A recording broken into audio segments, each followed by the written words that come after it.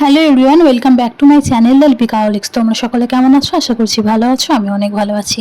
আজকে তোমাদের সাথে শেয়ার করব আমাদের ফল আর ফুল গাছে কি কি ফল আর ফুল ধরেছে।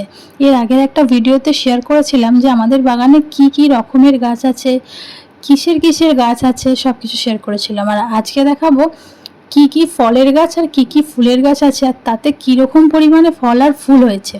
তো প্রথমেই দেখতে পাচ্ছ আমি যে গাছটার কাছে আছি, এটা কি গাছ তোমরা নিশ্চয়ই বুঝতে পারছো। আর যারা বুঝতে পারছো না তাদের বলে দিই, এটা হচ্ছে গন্ধরাজ ফুলের গাছ। তো এই গন্ধরাজ ফুলের গাছ আমাদের মোট তিনটে আছে, আর তিনটেতে এই সিজনে কি পরিমাণ গন্ধরাজ ফুল যে ফুটছে তোমরা নিজেরাই দেখে নাও। পুরো বাগানটা আমাদের এই গন্ধরাজ ফুলের গন্ধে পুরো মম করে। এত সুন্দর সুবাস, আর তার সাথে যেমন রূপ, দেখতেই পাচ্ছ, মানে দেখলে মনও ভরে যায়, প্রাণও ভরে যায়। আর এর গন্ধতে পুরো মাতাল করা হয়ে থাকে। আর এই ফুল দিয়েই সেদিনকে আমি একটা ফুলের তোড়া বানিয়েছিলাম, সেটার ভিডিওটাও তোমরা দেখেছো। এই হচ্ছে সেই ফুলের গাছ আর তার ফুল। এছাড়াও রয়েছে টমেটো গাছ। এই গাছটা কিন্তু আমরা বসাইনি, নিজে থেকেই হয়েছে। এরকম টমেটো গাছ দুটো আছে, আর তাতে টমেটো ছোট ছোট ধরেছে। এই গাছটার নাম কি আমি জানি না, তোমরা যদি জেনে থাকো কমেন্ট করো। তো এই গাছটা বসানো হয়েছিল, তাতেও এরকম পরিমাণে সুন্দর সুন্দর পিঙ্ক কালারের থোকা থোকা ফুল হয়, কি নাম আমি আর জানি না। এছাড়াও রয়েছে এখানে নয়নতারা ফুলের গাছ, গোলাপ গাছ। আর গোলাপ গাছ অনেকগুলো বসিয়েছি, তো একটা একটা করে সবকটাই দেখাবো। এই গোলাপ গাছটা পিঙ্ক কালারের গোলাপ ফুল হয়। এটা এখনো কুড়ি ধরে আছে, কিন্তু ফুল এখনো ফোটেনি। যখন ফুল ফুটবে তখনও একটা ভিডিও করব।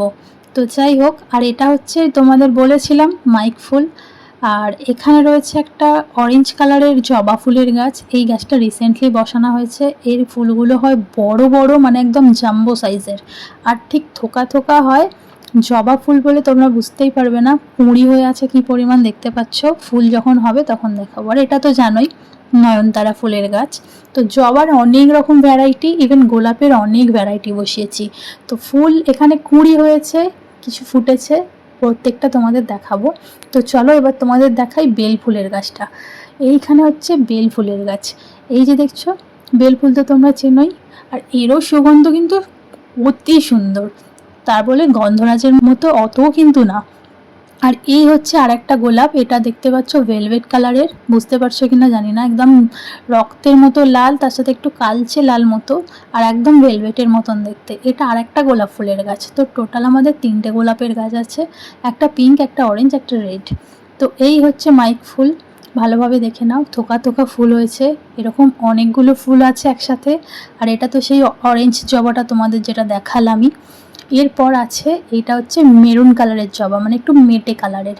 তো এর ফুলটাও অনেকটা বড় হয় আর একটু চাপা কালার। আর এটার কালারটা, এটাও একটা জবা ফুলের গাছ, এটা ঘিয়া কালারের জবা হয়। ফুলটা হলে তোমাদের দেখাবো।